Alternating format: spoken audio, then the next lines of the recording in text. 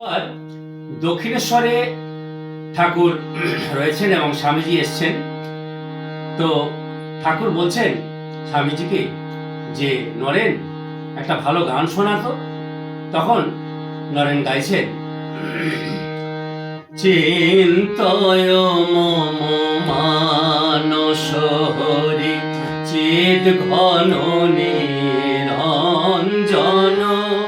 কিবায় অনুপম ভাতি মোহন মূরতি অনুপম ভাতি মোহন মূরতি ভকত হৃদয় রঞ্জন চিন্তয় মম মানস হরি চিদ ঘন নিরঞ্জন